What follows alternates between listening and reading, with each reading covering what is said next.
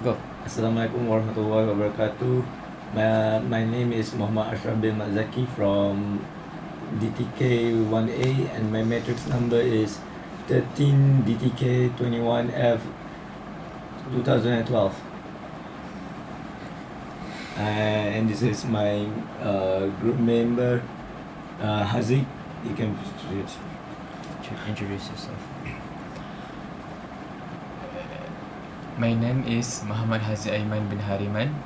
My matric is 13 DTK 21F 2009. My name is Muhammad Fahim bin Muhammad Midin, and my matrix number is 13 DTK 21F 2019. And my name is Ahmad Aziz Sorehin bin Lokman, and my matric number is 30 DTK 21F 2015. Good afternoon, guys. Good afternoon. Good afternoon. Thank you for going out your way to meet up with me. I had a lot on my mind lately, and I'd like to discuss it with you guys. So the topic I want to discuss is about fake news on social media. I was always concerned about the spreading of fake news. This issue should not be taken lightly by everyone. Fine, what's your opinion about it? I agree with you. In my opinion, I strongly believe the spread of misinformation is caused by people who crave for attention, and will do anything to get it without thinking of its effects on other people. People do these types of things to garner attention for themselves, but some people do it unintentionally because they thought it was true. Other than people spreading misinformation, propaganda is another root cause of spreading misleading information. Propaganda is a way to mislead other people into believing their point of view. Propaganda is usually done by political powers to garner more supporters for themselves. An interesting take there, Fahim. Propaganda is a detestable thing to do. Another cause of misinformation is website making out falsehood to get more clicks. The cause of this conflict to quickly spread through social media. For example, a false claim being thrown around in social media causes a person to image to be tarnished and looked down upon. Jokes being said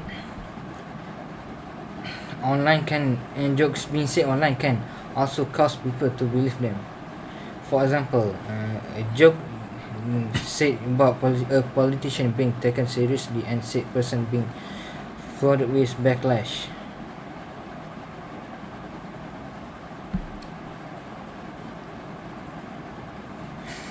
I also think that a great deal of bots is created to spread misinformation by people who have malicious intentions. They start slowly spreading the information on in a single social media platform. Then they leak into other platforms and create a net of misinformation. People who see this misinformation are inclined to believe that it is true because of the sheer amount being shared. Indeed, social media platforms have ways to detect bots, but some manage to sit by them because of the sheer amount created. Bots have always been a problem. Always been a problem on the internet for a very long while, and we have not been able to find a way to permanently purge them.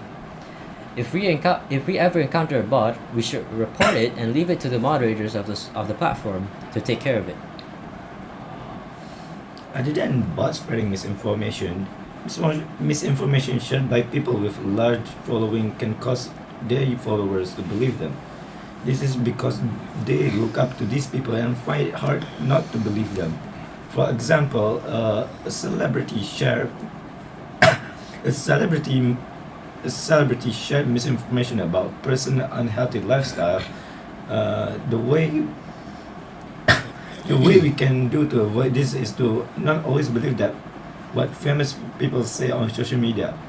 We should not have the mindset that celebrities are perfect and what they say is the truth.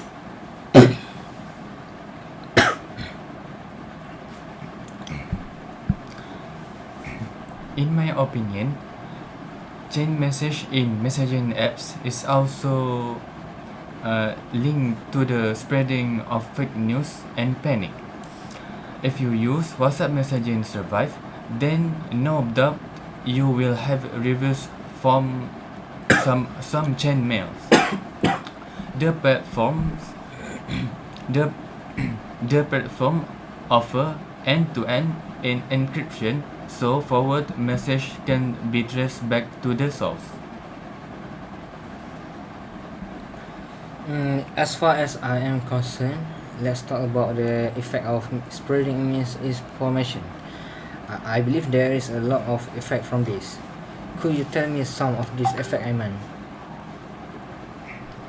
Personally, I think the effects is it provides you with false, misleading, or dis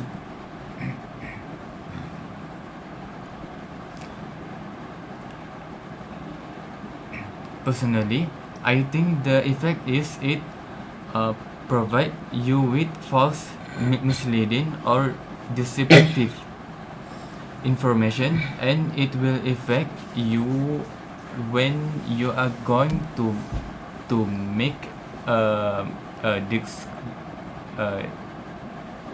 decision or or take action. It can be dangerous when you are doing something without having the facts, but it but it also can be just as di- disseminal to do so based on incorrect information, whether it's pen, whether it's political, medical, ac- academic, academic, and personal. You need to be able to recognize when the information you are talking in can be trusted to help you make an intelligent, facts-based choice. I agree, Aiman.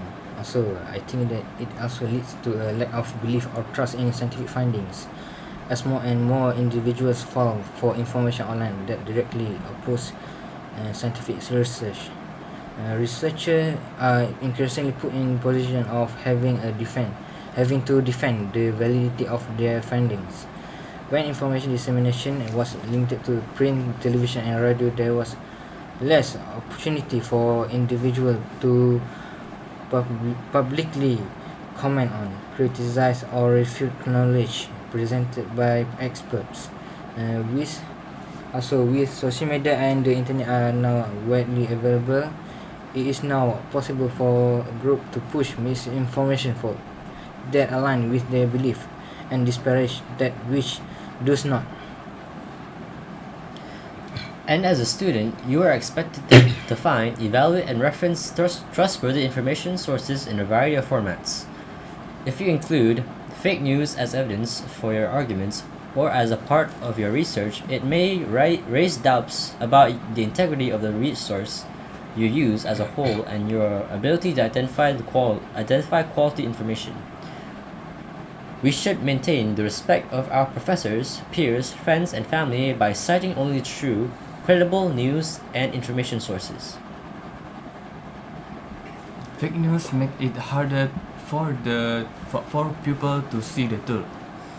Fake news will also create to change people's belief, it, attitude, or perceive or perception, so they, they will ultimately change their behavior. If you believe fake news, it can drive your belief and decision. I agree with you guys. Now, let's discuss about the solution. I strongly believe that we need to discuss this solution. All parties must work together to deal with this problem efficiently. What do you think, Fahim? Yeah, it's important to discuss the solution. One of the solutions I can think of is checking the source first. You must take extra few minutes to look over the source and read the article in full to make sure the title is accurately.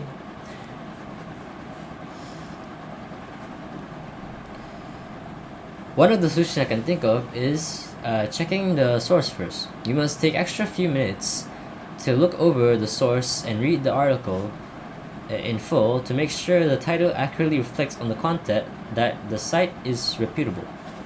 Examples of reliable sources I can think of are reading government or publicly funded organization reports, fact sheets, or multimedia. We also can read academic research papers and books written by an expert and reviewed by a group of experts. That is correct, Fahim. We must research for the reliability of content sources. The other solution I can think of is the government can take more effective measure to prevent this problem. The effective measure that the government can do is doing an awareness campaign about the fake news and the effect it causes to the community. Anything to add, Aiman? I think we should know when was the information first published, if the content you are looking at is up to date. Those the website is updated regularly, or is it all made to look like now information? People also use fact checking results and tools. That is correct, Aiman. Social media platforms should have more ways to counteract misinformation than just simply having a report button.